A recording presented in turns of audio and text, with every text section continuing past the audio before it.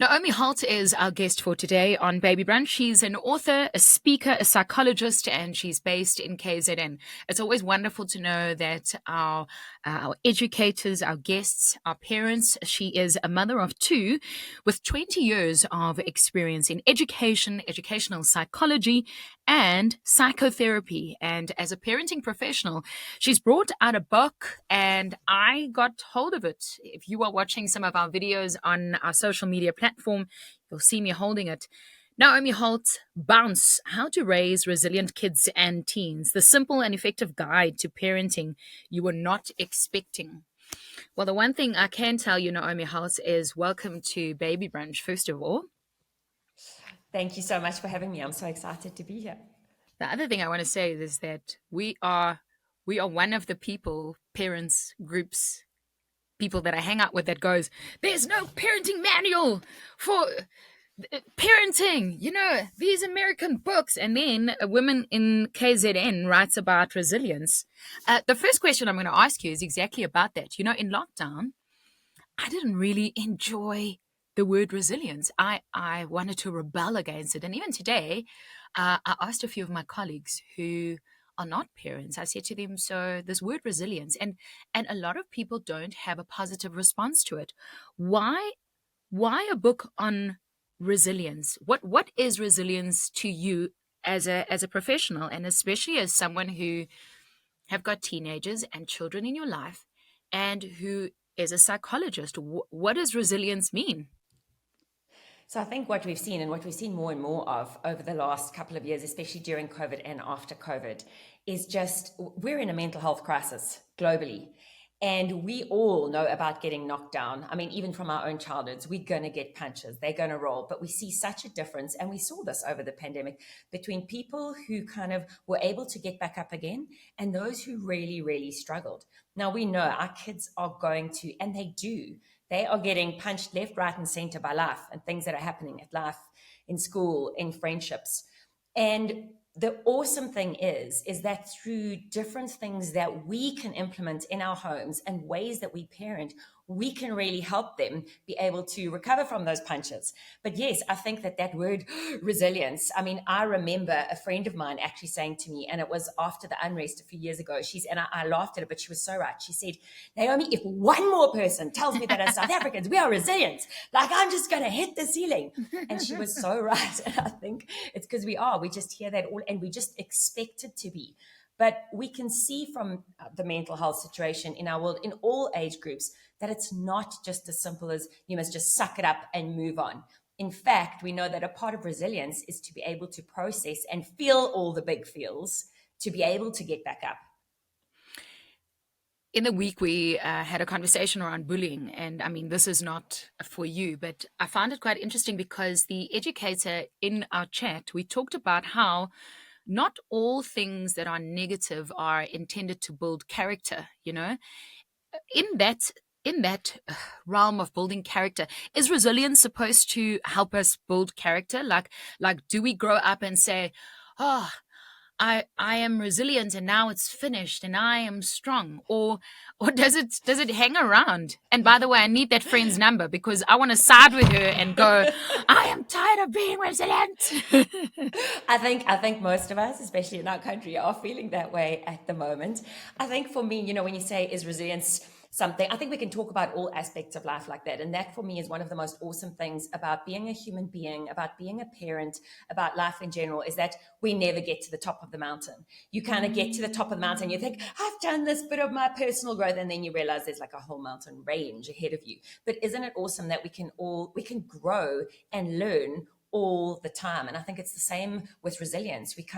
We learn that we can keep going, but it's this constant, it's personal growth. That's what resilience is about. And we know that parenting plays such a huge role in that for our children. But yeah, I don't think we've ever arrived. I think we're all on a journey.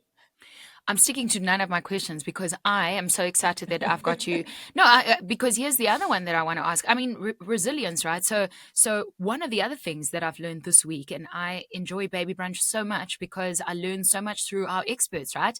One of the other things I learned this week is that sometimes we want to equip or teach our children something, but we realize it's not something that you have mastered yourself. Like I Mm. love therapy. I love mentorship. I love coaching, and I'm not afraid or ashamed to say that I see a Mm. therapist, and I see a therapist for baby brunch to get educated, and to learn, and then I Mm. come here and I ask like questions, and I can so in terms of resilience, I mean, is it something that you first have to work on as a parent before we can teach it to our littlies or our teenagers? I can see that my teenagers who I've inherited, I'm a stepmom, I can see that I often teach and parent from a place of, I've experienced this, Layla and Adam, and that's why I can show you or tell you that this is what I've experienced. So is resilience the same? I mean, do I have to have experienced resilience or have overcome something in order to raise children who are resilient? I think what's important is that, and we often have parents bring their children to me and they say, Naomi, you need to work on this. But then we see that actually it's an area that the parent needs to work on first. And why that's so Mm. important is because when we look at learning, we know that the brain develops primarily through watching, through role modeling. So we can't expect our kids to be something that we are not. So it always, parenting, as with anything else, whether we're talking about resilience or any, it begins with us. And it's so easy. And we see this as well from a therapeutic perspective, is parents to come and kind of bring the child. The child is the problem. You need to work on this in the child. And it's not. It always begins with us, which is why, before we have kids, we can kind of shut that cupboard door and go, I've arrived, like I'm done in life.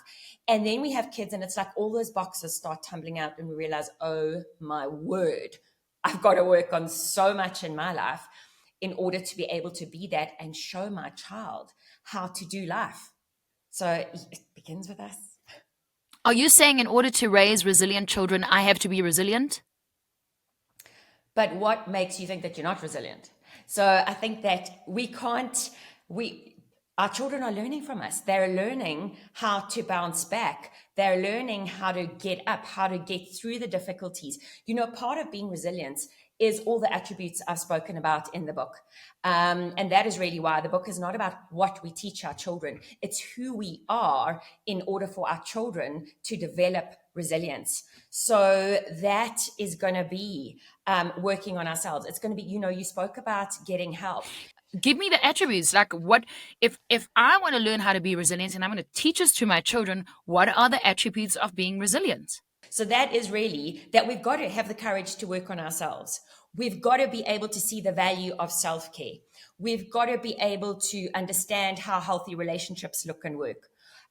We need to be able to be the glass half full, not to be ostrich in the sand kind of that toxic positivity, but to be able to teach our children about thriving versus victimhood.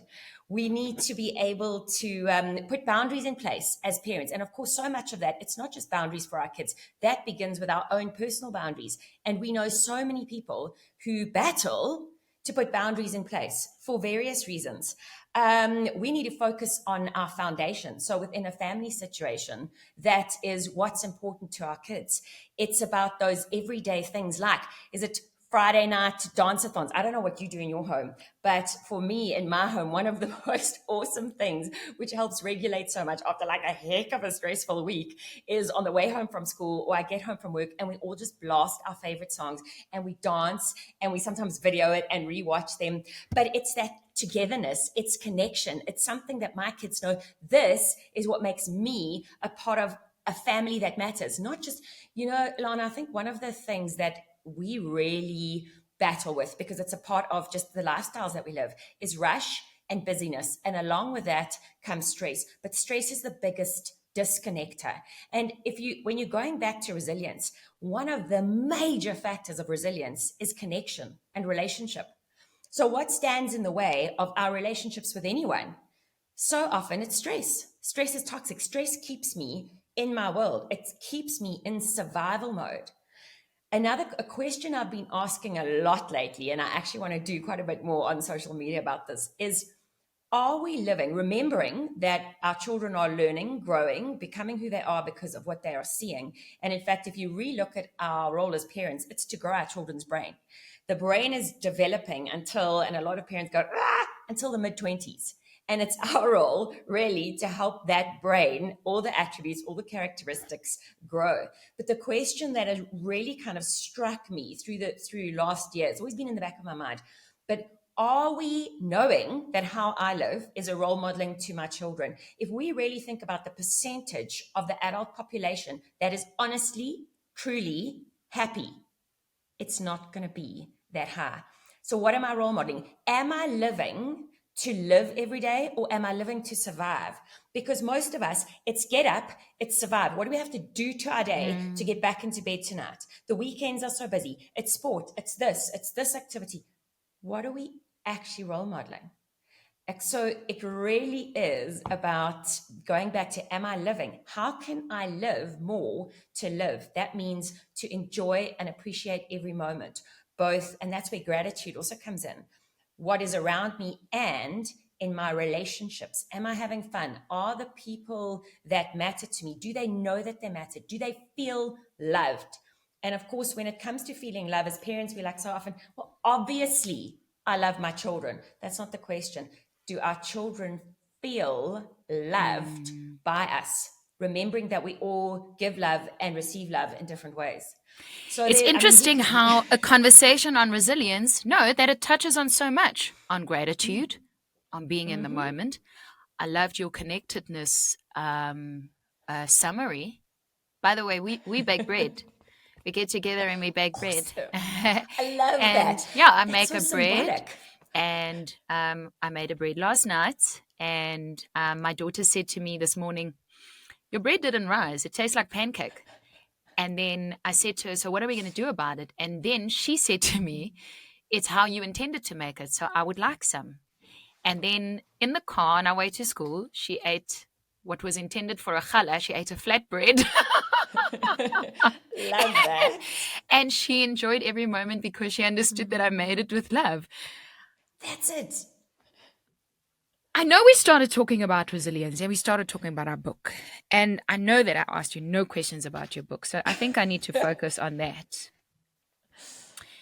There's a lot that stands in the way when I listen to you in terms of connectedness and our resilience. And I realize that this modern world has really taken us on a trip, and it can either make us better people or really bad people. Immediately, I think of phone time. Immediately, I think of distractions like, what are our children seeing? If we're modeling a life for them, do they always see us having dinner parties with wine? Do they think that that's what socializing is?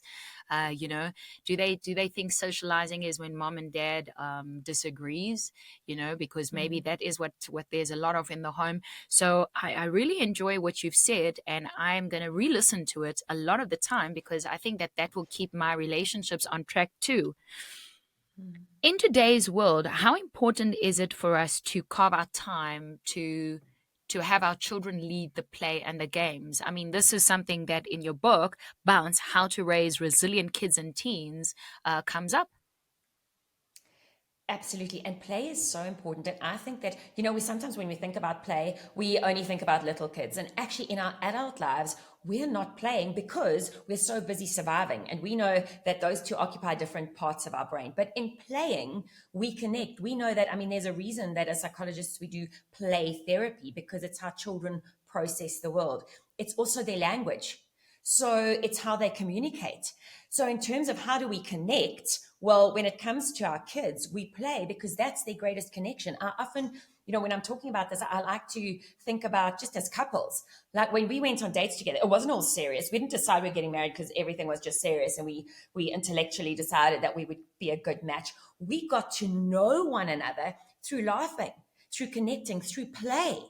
But so often, going back to what we spoke about, like our days are just so busy issuing directives to help us all get from 6 a.m. to 10 p.m. that we forget how important play is.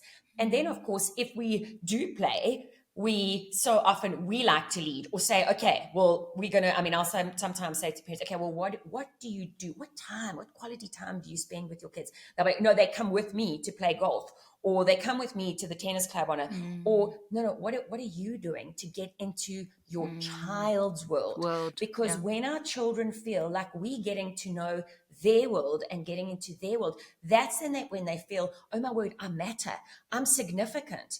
If my parent is stopping what they're doing and getting into my world, that must mean I'm worthy, and I have value, and I'm worthy of love. And of course, what happens in the parent-child relationship, I can then extend to my worth in the world out there. And it's hard sometimes, but we've got to prioritize that. And I think of just the other day, I was in the middle of like grafting through some emails I had to get done. And my son came up to me and he said, Mom, can you please play cricket with me? And I like did that internal parenting breath. I was like, oh, and I know. And the thing is, when our kids ask us to connect, the more we say, no, I can't, or I'm too busy right now. Yes, obviously we can't always. But whenever you can, put it down, connect and play, because one day they're going to stop asking you. And then when you go say, do you want to come and do that? And they say, no, actually, I'm too busy. We've lost that opportunity for relationship building. And again, going back to, if we're talking about resilience, that's where we want to be. Like I want my children to have that strong relationship with me, whether they're 50 years old or 15 years old. And it starts now through me showing them that they really matter. And in their world, that means a lot of that is play. I know that today is not just about mental health, even though it's one of the things that we started this conversation with. But being a psychologist and being in the field of working with teens and with children, are there a lot of children that suffers mentally because of how we parent? Absolutely. So I do think, though, that what we need, there are also, I have to just say that I have been so encouraged I've been in the speaking arena for about 15 years now, and I've been so encouraged seeing more and more parents hop on board and more fathers hop on board with being there, want to learn how to be more connected parents. That is so encouraging, because that's huge in terms of our kids. But so many of the kids, for example, and teens that I see and yes, there's lots of factors. It's absolutely not always parenting, but it's for me, when we look at what we can do as parents, it's actually empowering, because we are so responsible for that relationship with our kids and teens.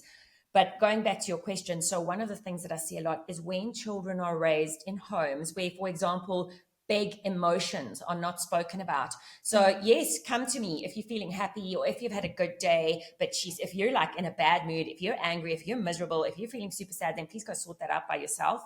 We don't. So the message, we might not be saying that, but that's the message they are given.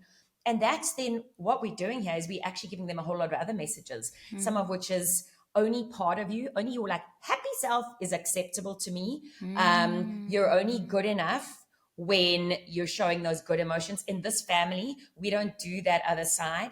And of course, when we sweep away or when we suppress, we are laying the foundations for anger, anxiety, depression, and mental health difficulties, instead of kids who know they are safe enough to come to parents and to express talk to them, about humanness. Yeah. Because emotions aren't something that only some people feel. Every single one of us, boys and girls, men and women, we all feel them. And for me, that's one of the greatest things we can do for our kids, is just give them that safe space to express those emotions. I must say you, and I'm not easily convinced, but I must say you've made the word resilient a little bit more acceptable for me, because the word resilient for me, I can relate with connectedness. I can relate about being present. I can relate to values. I can relate to emotions and taking care of you. I mean, my kids are my everything. I just saw a message come through. My baby girl fell this morning at school, and my immediate reaction is go and fetch her, And my husband said, the teacher said she is doing fine and she was really brave and that we don't need to go and fetch her. And I just saw a picture coming through going, she's doing really well, And all I want to do is just protect them. But they are also showing me that, Mama, I can fall, and that they've recently learned the word overreact. They say to me, don't overreact. The older one has learned the word overprotective. Apparently, I'm very overprotective these days. So in your DNA, don't be hard on yourself. So I'm learning new words from even my little resilient. I think they read your book, Naomi Holdt. I'm quite inspired. So my team actually wrote this question. I didn't. We did a podcast on the shy child. Learned so much because one of my children is a shy baby, and she is a very, very, she's a thriving child. Why dedicate a whole entire chapter to highly sensitive children? I mean, do you want to talk on this quickly? Yeah, for sure. So I think our highly sensitive children, and this is big for me, I've also got one, they're so often misunderstood and like, oh, that's the difficult one, or oh, that's the one that's always having meltdowns, or oh, my word, I like just can't handle that. And if we don't understand as parents, we can also be triggered. So of course, parenting a highly sensitive child is about understanding our own triggers. And as I said, these are the ones they dysregulate so much more easily. They are more sensitive to almost everything, so both physically and emotionally. They can be really hard to parent. But when we understand that, firstly, that big flashing mantra for all of parenting, especially with our highly sensitive children, it's not personal. So always, always, always. Because when we are triggered, we react instead of respond. So we'll react emotionally. What are highly sensitive kids? Now we know, and this is the awesome thing about how the brain develops. So regulation is a skill. As parents, we all want our kid to have that, right? Because we all know dysregulated adults, and it's not a pretty sight. So we want our children, and they feel so much more in control when they know that they can regulate their emotions. But it's one of those skills that is developing. It's one of the upper skills that the brain develops. So it takes time. For our highly sensitive kids, the most important thing we can do when they're in their state of absolute dysregulation is to be, I always like to remember this, it takes a calm brain to calm an uncalm brain. I know when I hear the footsteps coming down the passage, like a little bit more pounding than usual, like brace myself, take a breath. The next 20 minutes to half an hour is not my own anymore. I need to be there for my little girl. And that means being regulated in her space of melting down. And there, so that's called co-regulation. We know that regulation, and this for me is like awesome. Regulation can't develop on its own. Our children will not learn to regulate if we say to them, go sit in the bathroom while you calm down, or just go to your bedroom and you can, they're not going to learn to regulate like ever. Regulation is in the presence of a regulated adult. Now that is wow. And I know when this hit home so hard for me, and it actually gives me goosebumps recognizing the power. You know, those little Mother's Day things, they always like, they start a sentence and then they finish, and it's also cute, and they bring it to you on Mother's Day. And her little, one of the sentences was, I love you because, and she'd finished it, you help me calm. And I was like, just wow. Wow. For Yeah. her, that was my ultimate expression of love, was because I can be in her space and help her calm down just through being there. And it literally is, and I use the words hold the space. And everyone's like, what do you mean hold the space? It means being comfortable enough to stay in a child's presence through their uncomfortable emotions, not necessarily holding them, because when our children are dysregulated, sometimes they don't want us too nearby, but they want to know they're not alone, and they want to know that we can handle it and stay there. And of course, we know that as adults, we feel uncomfortable if our uncomfortable emotions as children weren't acceptable, normalized, depending on how they were dealt with in our homes. So it's really the ability to find comfort in kind of the uncomfortable situations, which is hard. Immediately, I think of some of my guests that will say, well, how does that make our children resilient? How does that make our teenagers resilient? So far, what I'm learning is holding a space for my children. And I'm also speaking on behalf of everyone else that goes, but excuse me, but how, Naomi, how does that make our children resilient? What I'm hearing is how to be a better parent. And that is exactly about resilience. That's why it all goes back to us. Remember, if I am holding the space and in that non-verbally communicating to my child that all of you, absolutely all of you, is safe with me, well, that is growing the brain. That is giving them confidence, that sense of worth, which enables them to go out in the world, to tackle the world. Extended on that is things like letting them make mistakes, but knowing that they're safe enough in our presence. We're not going to freak out when they make mistakes. They can come to us. And on the very part two of that, which we can't separate, is our ability as parents to apologize. And I'm huge on this because so many of us were raised in homes where parents did not apologize because, parents have got it all together. But if I don't apologize as a parent, my children know when I stuff up, they'll take it on them.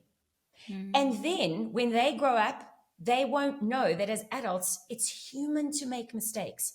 So they'll either hide it from me or they will be cloaked with the guilt and shame. And we know that toxic shame, well, that just leads to a sense of worthlessness. And in fact, Alana, what we need to remember is if we look at resilience, and we know that suicide is most closely to the related to the emotion of shame. So if I, as a parent, can in everything I do and say, and how I respond to my children, and how compassionate I am with myself and my own mistakes, if I can normalize being human, wow, that's a gift to give them. Because then growing up, when they make a mistake, because they will be able to embrace themselves as that was a human thing. We all stuff up. Mom and dad stuffed up. And they didn't freak out when I stuffed up. They embraced me and reminded me that I'm just a human. And, at times when I have shouted or because of my own dysregulation or my own stress, this is the thing. That's why we don't shout at our kids because our kids are off the wall. It's because of our own dysregulation. And when I've apologized, I remember one time I apologized to my little girl. It was last year sometime. I had had a bad day. And I think things were just not going. And it was the end of the day. And I shouted at her to hurry up, to please get into bed. And suddenly I realized what I'd done. And I said, my love, I am so sorry. She didn't go, that's it, Mom, like stuff you. She put her little arms around me and she said, it's okay, Mommy, you're just human. And I was like, I still get goosebumps saying that because I was like right there, I was like, yes, she knows. Yeah. That it's part of, you said earlier, you're learning all these things about resilience and you listed some, but for me, the greatest aspect about reframing the word resilience is it's human. It's teaching our kids that it's more than okay to be human and that the deepest connection happens when we can be our vulnerable human self and own that humanity. Like that is mind-blowing for me. And but look, goosebumps. When you talked about shame, I immediately wanted to bring guilt into it. And, I've been hosting this program for 8 years, and I thought that I have this guilt thing down, okay? I thought, my husband and I, we are in constant conversation about who's going to work. We don't have an au pair. Like, who's going to work? Who's doing school run? Who's with the girls this afternoon? Who's with the girls tonight? We've got our juggle sorted. And this morning I did school run and I enjoyed it. Hey, my little one, she said, Mom, we forgot my glasses at home. I said, so don't worry. I'll go fetch your spectacles later. For now, we're on time. And we were listening to Trolls in the car and we were like, hey. And we were dancing. And, it was, we really got our stuff together. We managed a really cool school run. We were on time. And as I got to school, I dropped off my eldest. And then as I went to my little girl's class, one of the parents came up to me and said to me, it would really be nice to see you at athletics more, because you don't see your little girl run. And I was friendly in the moment. And I just said to him, my husband and I, we've got this.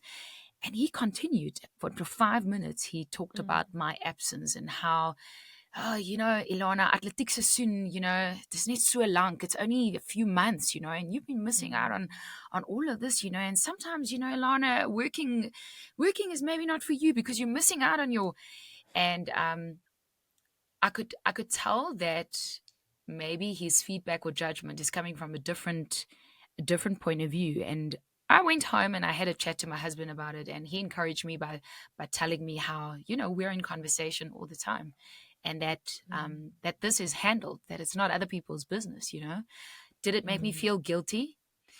It made me feel sad that that's people's perception in my life about my kids. It made me feel sad that they're even talking about it. It made me feel sad that they can't see that I'm there for my kids in so many ways where I've seen them disrespect their children, and I feel like I've earned my baby's respect, you know? And so I'm speaking with my own story that I've just brought to you in total vulnerability and frustration. Yeah. But many parents carry guilt because, you know, I feel great, but sometimes we don't feel good enough. Sometimes we do feel that we're not there. You know, moms work and dads work. And so when we come home at 4 o'clock and other children go to aftercare and you see your kids for 2 hours only before you go to bed, how can a book like How to Raise Resilient Kids and Teens benefit me? You know, I've only got 2 hours with them. So how do we make our parents feel like we're good enough? Yeah. Can I just backtrack to your experience this morning? And something that we need to remind ourselves, not just as parents, but as human beings, is that when people judge us, judgment doesn't come from a place of honesty. It comes from a place of insecurity, their own insecurity. I judge in others what I feel insecure about within myself. And as hard as it is, and as hurtful as people's comments, when we can separate and see where it's coming from, that's where it was coming from. If I am 100, if I as a human being am 100, if I'm doing the self work, if I'm secure within myself, if I'm confident, I don't judge other people, like for any Yeah. reason, because I understand that we all just human beings doing our jolly best in an extremely chaotic and hard world. And then I extend compassion and support, not judgment. So only when I'm not feeling good enough about myself, my parenting, my job, my career, whatever it is that other people, then I judge others. So that person that said that to you, that you need to reframe it. That's where it was coming from. He sees in something in you that he's probably envious of, or that he feels very insecure about within himself. Otherwise, we don't need to break anyone else down. It's from a place of brokenness that we break one another down, not a place of wholeness. So that's, I think we need to just put that out there. I'm going to call him and tell him that this is what... I'm going to play him this podcast and tell him, no, you know what? I first of all, I brought it to you because it really happened. And I brought it to you because it hurt me. And I brought it to you because there's two emotions that I often don't feel, is insecurity and jealousy. That's the two emotions that I thank God I don't easily feel. I can feel all the others. I can be angry and happy and silly and joyful and sad and, you know, but insecure and jealousy I don't often feel. And this morning I was really insecure and sad about it. And my husband brought me so much reassurance. But I like what you're saying, because I think it will give strength to our parents, you know, that we don't need to. In the workplace, it's easy to relate. But in parenting, it's very hard because we're quick to judge, you know, and there's a lot of gossip on the school ground, you know. It's really, really tough. It is. Don't get me started. Don't get me started either. So the second part of the question, how, with the little time that we have, when we do have little time, how do we give reassurance that we can still raise resilient kids and teens in the short space of time that we call life? I think I'm going to start that answer by kind of just backtracking as well, is that what we need to remember in terms of other people's judgments, because we often do, we are so short of time because of these busy lives that we live. And what you've just shared is that guilt, that parenting guilt is so common. But when it comes to questioning ourselves, feeling judged by others, one of the questions that it helps reframe so much. In 5 to 10 years time, 5 years, 10 years, 20 years, will this person's perspective matter? Or will what I know to be true in my relationship with my child, will that matter? Will how I respond to my child? Because the other thing is, when we feel judged, and because of guilt, we tend to compensate, or we change the way we do things, or in our parenting. And that just leads everything to go a bit pear-shaped. Like, so when I put my head down at night, maybe I've only had an hour with my child. In that hour, has my child felt loved, felt seen, felt heard, felt understood? Have I made eye contact? Have I really asked the questions or just spent time in their world? How have they gone to bed at night? If I have done that, if I have put my phone away, my laptop down, and I've really communicated that you matter, your space matters, you are worthy and valuable. If we've baked bread and it's come out flat, it hasn't, whatever we have done together, does my child know that they belong with me? And I get goosebumps again, because that word belonging is so critically important. It's like the foundation of so much of mental health and resilience. If I can say yes, well, then I've done my job. And that, what moments are my kids going to remember? If my kids go to bed knowing this mom loves them more than life itself and has spent time getting to know who they are, and I love who they are without my own expectations, who they are, well, then I'm raising a resilient child. And that's what matters. When do I become a resilient parent? When my babies are born or when they notice? I think we are all different. And to be a resilient, I think that's such an important part of being a resilient parent, or being a parent that raises resilient children, is acknowledging that I need help on my journey. And that answer for all of us is so different. Some people never get to that point, Alana. And that for me is so sad. As I said to you right at the beginning, like, for me, how awesome that we can be on this journey of constantly growing, learning, and that my kids can see me on that journey of becoming more resilient, which enables them to develop resilience. And resilience develops within the safety of my relationship with them. Naomi Holdt, Bounce: How to Raise Resilient Kids and Teens. Book drop. You are incredible. In order to find out more about Naomi Holdt, we've posted her biography on our website. Please check out babybrunch.co.za, and also on the discussion around this book, How to Raise Resilient Kids and Teens. You can now also log on to see what that book looks like, so that you can please order it for your entire family. There's so much in here that I want to highlight, but you can only do so if you read their entire book. Naomi Holdt, thanks so much for joining us on Baby Brunch. It was awesome to be here and to chat to you. So thank you for having me.